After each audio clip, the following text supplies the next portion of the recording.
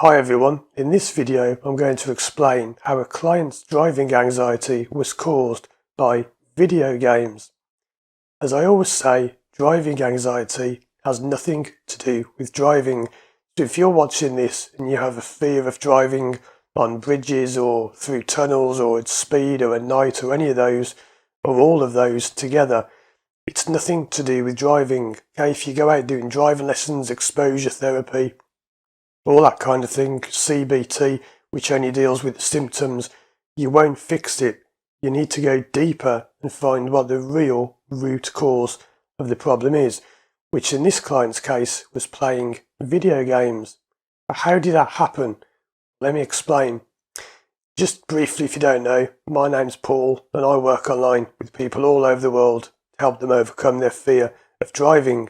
And this person reached out to me and they said, look, I've got this problem, and it's the classic stuff, can't drive at night, can't drive at speed, hands sweat and shake. Everyone's got the same symptoms pretty much, but everyone has a unique cause for those symptoms.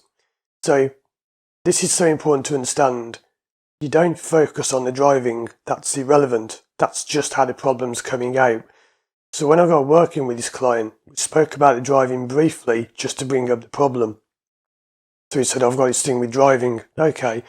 We quickly got away from that and we found out it was more really of a confidence issue, because they were worried that other people on the road were always kind of thinking badly of them, and they thought, why do people keep flashing lights at me, keep blowing the horn, people keep getting angry at me? And I said, look, I know it's just common road rage, but it seems to happen to me a lot. So we got talking. After about 20 minutes of talking, we got into this thing about how when he was younger, about sort of early teens or even earlier than that, he used to play a lot of video games. And this is where I start thinking, this is getting interesting, this is more like it. Can you see how video games would cause fear of driving? Well, it's obvious to me because I've done this so often. I can see these things from miles away. So what it is, he got talking about how he used to play particularly in arcades. Interesting. Does anyone know why arcades cause driving anxiety? And he said to me, look, when I was a kid, I used to play these games, particularly Mortal Kombat was one of the worst offenders for this. And he said, look, I could never win. I always used to start off so well, and then I'd get a few rounds in, and I just couldn't win, and I just kept getting beaten all the time. And I knew about this because I knew what was going on, because I'd actually recently watched a video about this. It's interesting how it kind of tied in. But I can't give you the answer, okay? If someone tells you the answer to your problem, you'll reject it. And I know this from years of being a driving instructor. When you're teaching someone, you can't just say to them, that sign means that sign means that, press that pedal, do this, do that. Don't park there, do this. The person isn't learning anything. They don't know why they're doing all this. They're not thinking it through. They're just being told what to do. It doesn't work. And there are people who insist it does work, it's my method, and they always pass. Yeah, they pass, but they don't know what they're doing because they're not thinking. Okay? And I've just given you a massive clue there about how to fix your driving anxiety. But anyway, we got into this thing about video games. And he said, I kept losing. And I thought, okay, I know what this is, but I can't tell him. I don't know all of it, but I know what the one cause of it is. So I started asking him open questions like, what do you think made you lose? He said, I wasn't good enough. I was never good enough. I just couldn't do it. I was stupid. I couldn't play these games. Okay, so how do you play the games? Well, you go into the arcade and you play them. Yeah. So what if I wanted to go into an arcade and play a game, what would I have to do? Well, you walk in, yeah, you put your money in, yeah, you play the game. Say that again. You walk in, you put your money in, you play the game. So I wonder why they make arcade games really difficult. And he didn't get it. He said, well, I'm just no good at it. No, think about it. Why do they make them so difficult? Why do some games actually cheat by reading your inputs, and whatever you do, they just counter it. He said, oh, well, I suppose I'd have to keep playing. Yeah. And if you keep playing, what do you have to keep doing? Keep putting more money in the machine to make more money for the company. No. So that's why I couldn't win. Because they just wanted to keep making money off me. That's the beginning of their driving anxiety. Do you see why? Because they had formed the impression that they were no good at things. Now, there is more to it than that. It's not just the video games, but that was a big part of it. So they'd formed this impression that they weren't any good, and they were a loser, and they couldn't do things.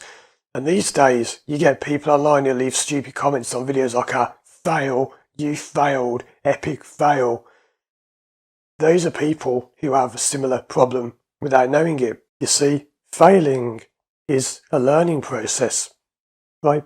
Failure isn't something. There's a great picture I can't really put on here for copyright reasons, but there's a brilliant picture where there are two people.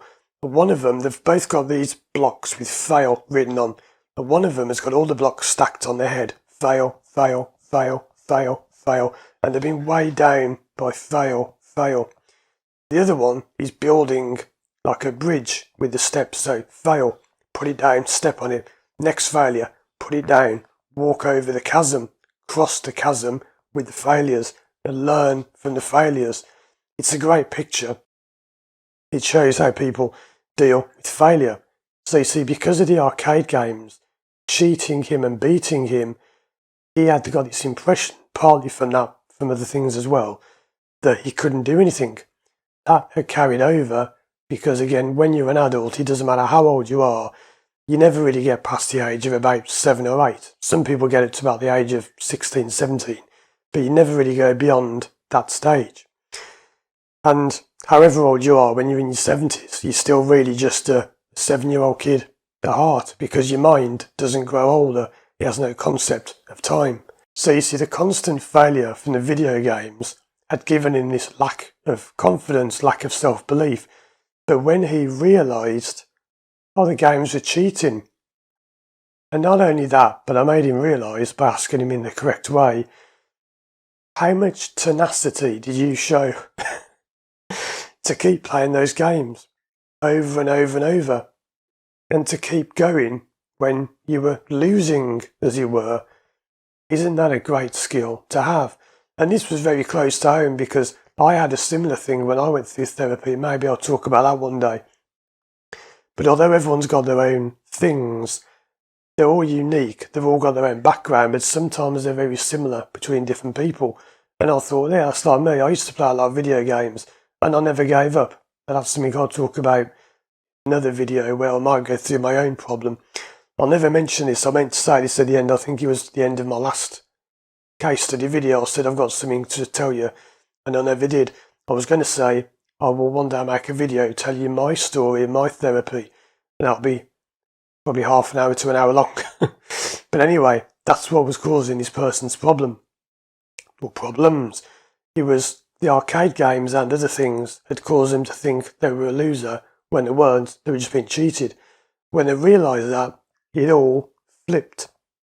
They weren't a loser, they were being cheated. They also realised, of course, that when they're driving, they're not the ones in the wrong. If they're doing the speed limit and someone's flashing the lights at them, that person's in the wrong, not me.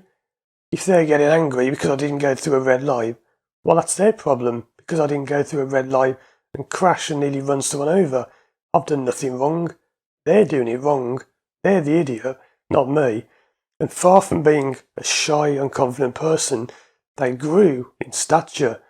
So, but you know what? Tough, I don't care. You can sit there blowing the horn all you want. It's not going to bother me. You're the idiot. You're the one who's sitting there like a baby blowing the horn. You see how it works? So when people say to me, oh, you're wrong because driving anxiety is just about driving and it's all about driving and you just have to push through with exposure therapy. No, you don't. That will never work. Someone left a comment once to me like, nothing beats exposure therapy. Anything beats exposure therapy because it doesn't work. You're just bouncing off the symptoms. Right? you need to fix the problem really, then you go out and do the exposure, then you go out and drive as often as you can, and then you grow in confidence because your mind realizes, hey, I don't lack confidence, I don't lack ability. It's not me, it's them. The people that program the game, the people that are cheating by jumping red lights, they're the ones who can't do it properly, and I'm the one who can. So you see how that was the cause of their driving anxiety. Check out these other videos on the screen now for more help on overcoming your fear of driving. And if you want to work with me one-to-one online from anywhere in the world, visit my website firstdrive.com and contact me through there. Thanks for watching, and as always, I'll see you again soon for more videos.